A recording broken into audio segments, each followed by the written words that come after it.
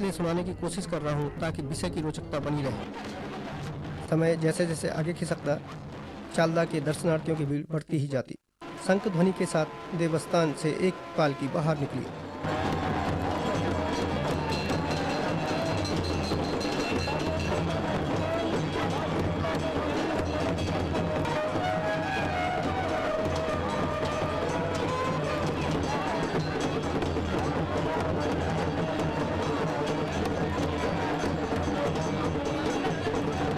चालदा की जयगान गूंजने लगी। पालकी को सिर पर रखे देवता के समक्ष बर्तनों को लेकर मंदिर के कुछ बड़े देवता के पानी में ले जाया गया। मुझे लगा यही चालदा की पालकी। कोई कहता देवता की माँ की पालकी है, लेकिन बाद में इस रहस्य से पर्दा उठा। यह पालकी चालदा की पत्नी नटारी, जिससे ठाकुरानी के नाम से भी जाना जाता है। अब प्रश्न उठता है कि चालदा की पत्नी ठाकुरानी या फिर नटारी। नटारी के संबंध में जितनी उतनी बात कोई कहता है। पंडित चंद्रदास जोशी थोड़ा बताएंगे चालदा जी के, चालदा महाराज के साथ नटारी जो होती है जी, तो क्या लगती है चालदा महाराज की? वो उनकी वैसे महारानी कहते हैं जी, उनकी पत्नी जी। नटारी बोलते हैं जी, परंतु वैसे महारानी है। ठाकुरानी भी बोलते हैं। एक तो है वो महारानी और एक जो है एक दूसरी लाई गई थी। दो है उनकी पत्नी। अब हो सकता है वही नटवे की पूछी हो या क्या है। तो कोई कहता हमें तो इतना पता है नहीं, लेकिन इतना पता है कि अगर किसी के घर में विवाद हो या किसी के घर में लड़ाई झगड़ा हो और औरत से औरत दुश्मनी हो गई, तो मतलब आपस में लड़ाई झगड़ा हो गई ना, इसलिए तो वो चली जाती है, मतलब है ना। तो पति बोलता नहीं छोड़ता हूँ मैं, ससुर बोलता मैं भी नहीं, हम भी नहीं छोड़ते बहू को, और सब लोग बोलते नहीं छोड़ते, तो फिर जबरदस्त चली जाती हैं। हाँ, तो वो मना करने पे चली जाती है, फिर ससुराल वाले उन्हें देवता के तरफ से चढ़ा देते हैं, उसे नटारी बोलते हैं। लेकिन लगभग 90% लोगों का मानना यही है कि नटारी नटवे की बेटी थी, जिसे नटवे ने महाराज चालदा को देवदासी के रूप में समर्पित कर दिया था। ऐसी ही परंपरा दक्षिण भारत के मंदिरों में भी है, जहां वर्तमान में भी मंदिरों में देवदासियां हुआ करती हैं, जो देवताओं को समर्पित मानी जाती हैं। नटारी देवदासी थी या नहीं, लेकिन गजब की खूबसूरत एवं बलात्कृत नृत्यांगना होने के फलस्वरूप हैना गांव में, जहां खड़ी एवं नेहरा गांव के भट्ट परिवार पुजारी हैं, वहीं लखवाड़ गांव में 6 परिवार इनियाल जाति के पुरोहित हैं और 1 परिवार डोबाल जाति के हैं, जबकि पिपाया के घिरोई गांव में नौटियाल पुरोहित है और यह मंदिर काली का है। महाराज चालदा की राजाज्ञा का पालन भी इस बार राजपुरोहितों द्वारा नटारी की पालकी को सिर पर उठाकर श्रद्धापूर्वक किया गया। धीरे धीरे वक्त और काल बदलता गया। नटारी को ठाकुरानी का दर्जा मिला और श्रद्धा से सभी के सिर नतमस्तक हुए। तब से शैली खत के दऊ गाँव के नटवा जात के लोग भी चालदा महाराज की जायदाद जमीन की देखरेख खाते कमाते हैं। क्षमा करें, भरसक प्रयासों के बावजूद यदि जानकारी अपर्याप्त हो तो महासु का तुच्छ सेवक समझकर मेरी अज्ञानता माफ करें, ताकि मैं महासु की सेवा में तत्पर रह सकूं। ठाकुरानी की पालकी सिर में उठाकर नंगे पैर लगभग 25 किलोमीटर थैना से लखवाड़ की यात्रा कराई जानी है। ठाकुरानी की पालकी नहलाकर जैसे ही वापस आंगन में लौटी, चांदी से मड़ी चालदा महाराज की डोली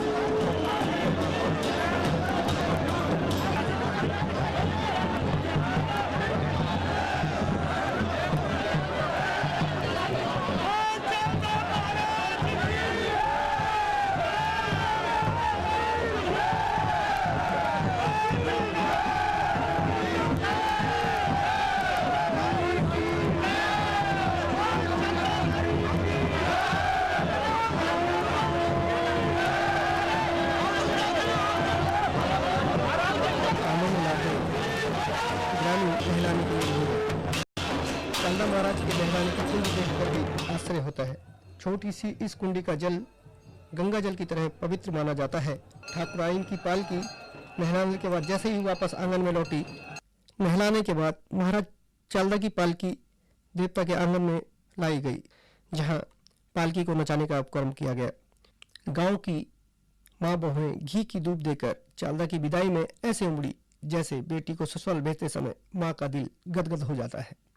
उधर भक्तजनों में चालदा की डोली छूने की होड़ लगी हुई थी।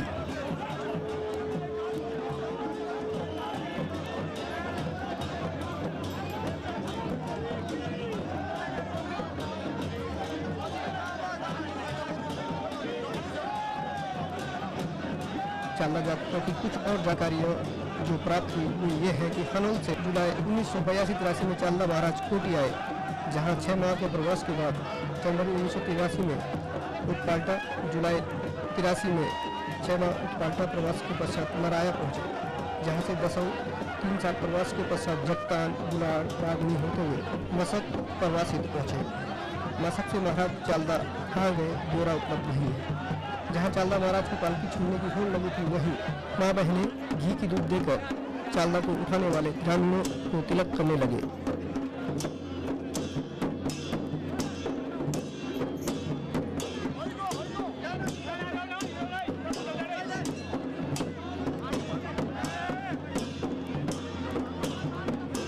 जैसे ही पीली पगड़ी बांधे चालदा के बराती डोली लेकर चलने लगे, खत पंज गांव के लोगों ने डोली रोकनी शुरू कर दी। फिर खींचतान होने लगी। बाद में बेहोश होकर बारातियों को डोली सहित थैना गांव के अलावा खत पंज गांव ने थैना से विदा किया।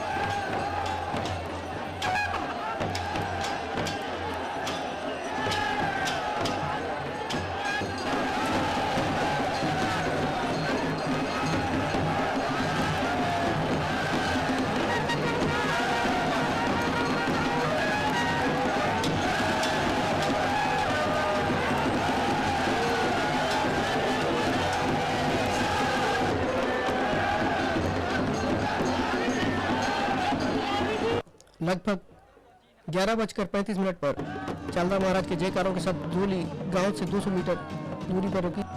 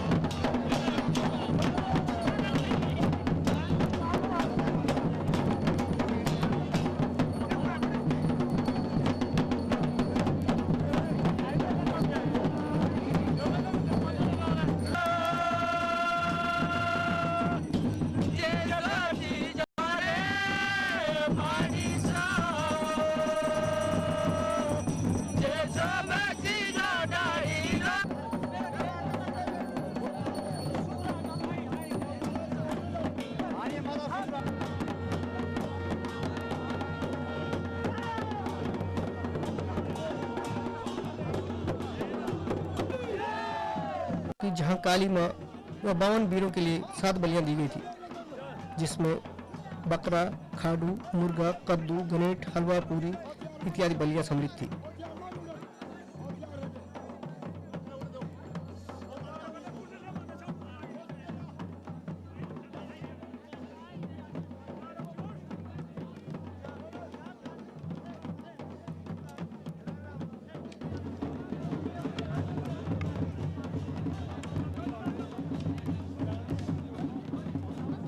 यहाँ भी काली माँ व 52 वीरों के साथ देवता की डोली को खूब नचाया गया। 52 वीर तो नहीं, लेकिन 7 वीरों का ब्यौरा उपलब्ध हो सका, जिसमें कैलू, कंटोज, कपला, सुकरा, रंगीर, छारवा, अंगार व इत्यादि के साथ काली माँ सम्मिलित है, जिन्हें अष्टबलियाँ दी गई। इसे क्या बलि दी गई बता रहे हैं थैना मंदिर के भंडारी। इसके साथ 4 वीर चलते हैं, काली और क्या कहते सुग्रहान, रंगवीर और कैलूवीर। तो ये बताएंगे कि ये है जी सात उनके चेलों के लिए बलियां हैं। हाँ जी, उन देवता के चेलों के लिए बढ़िया है। अच्छा, ये किस किस की बलियां होती है? ये एक काली की पट्टी होती है, शुक्राण का खड्डू और रंगबीर का मुर्गा और बकरा। तो ये आज चालना को कितने साल बाद चालना यहाँ पे लगता है? ये 17 साल। 17 साल। इससे पहले कहाँ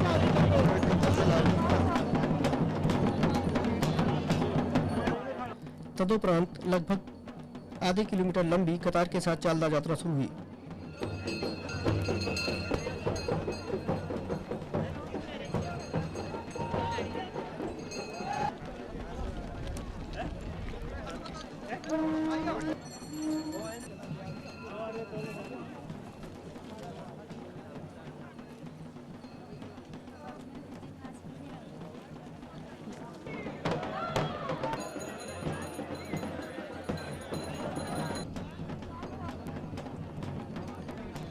जो खतपंज गांव के नेहरा काहा गांव की सरहद वाथा डांडा में एकत्र भीड़ में सम्मिलित हुई, जहां से उतराई उतरती भीड़ का नजारा देखते ही बनता है। नेहरा काहा गांव की सरहदें लांघती यात्रा पंजगांव खत के सीमावर्ती गांव भालू पहुंची। इस छोटे से गांव में बारातियों के लिए खाने की व्यवस्था थी। डोली यात्रा में सम्मिलित लोग खाना खाते और चलते जाते। पहले उतराई फिर चढ़ाई, पूरे रास्ते भर यही उपक्रम चलता रहा। अब देवता की डोली अमरोटाधार, जिसे हम गडोग गांव का डांडा भी कह सकते हैं, पहुंची।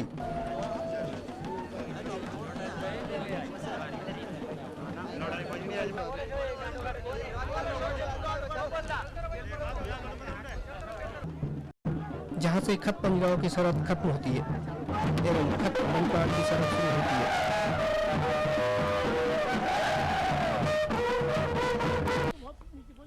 18 गांव की इस खत में पहुंचते ही गडोग गांव के अलावा आसपास के गांव के ग्रामीण ढोल नगाड़ों के साथ देवता की अगुवाई में उमड़ पड़े। रणसिंगे की तुतरू के साथ आसमान गुंजागान टूटा, वहीं ढोल की चमक से तन के रोए खड़े होते। यहाँ भी पावन वीरों को बलियां दी गई। यहाँ पर का नाम क्या है? तो जगह कौन सी है? अमरोटाधार में 1.5 घंटे तक रुकना पड़ा, क्योंकि रणबीर के मालिक आगे निकल गए, जिसके कारण मुर्गे की बलि गडोग के भंडारी को देनी पड़ी। फिर चालदा यात्रा 1 घंटे बाद ऊंचाई से उतराई उतरती ही नीचे गडोग गांव पहुंची। वहां भी यात्रा पे सम्मिलित लोगों के लिए खाने पीने की व्यवस्था थी। प्रसंग से हटकर यह बताना ठीक रहेगा कि जहां यह गांव नदी किनारे समतल से स्थान पर बसा है, वहीं आगामी समय में गांव की नदी की ओर से खिसकने में लगी खान गांव के लिए खतरा बन सकता है।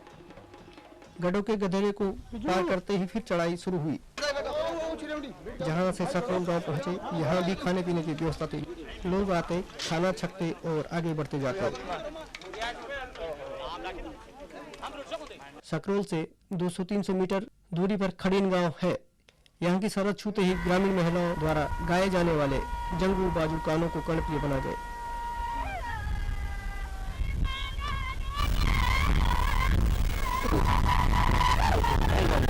फिर उतराई फिर चढ़ाई, चढ़ते डोली कामला गांव पहुंची। यह कहना बार बार ठीक नहीं होगा कि हर जगह खाने पीने की व्यवस्था थी। कामला गांव में बैनर लगा था, जिसमें चालदा यात्रा के यात्रियों का स्वागत सुमंगल लिखा गया था। सकरोल, खड़ीन, कामला में क्या क्या कैसे कैसे हुआ, इसका ब्यौरा मैं प्रस्तुत नहीं कर पाऊंगा, क्योंकि मेरे कैमरे की बैटरी खत्म हो गई थी और इस क्षेत्र में विद्युत व्यवस्था है ही नहीं, इसलिए मुझे डूंडी लानी जाना पड़ा। ग्राम पंचायत सकरोल की समस्याओं की कथा व्यथा सुनाते भूतपूर्व प्रधान पूरन सिंह तोमर के अलावा SS तोमर व बलबीर तोमर बताते हैं कि आज़ादी के 57 वर्ष गुजर जाने के पश्चात भी इस क्षेत्र में न सड़कें हैं, न बिजली है, न स्वास्थ्य सेवा और न ही पठन पाठन हित हाई स्कूल व इंटरमीडिएट कॉलेज। बाजार 50 किलोमीटर दूर विकास नगर है, जहां पहुंचने के लिए लोगों को 7-8 किलोमीटर सिर में सामान उठाकर पैदल चलना पड़ता है। इस क्षेत्र में पड़ने वाले गांव गडोग, सकरोल, खड़ीन, चुनौर एवं कामला आज भी अंधेरे में जीवन यापन कर रहे हैं। शासन प्रशासन क्या कर रहा है या खत डमटाड़ के लोग विकास के लिए कब तक छटपटाते रहेंगे, यह तो आने वाला वक्त ही बता पाएगा। लेकिन जैसी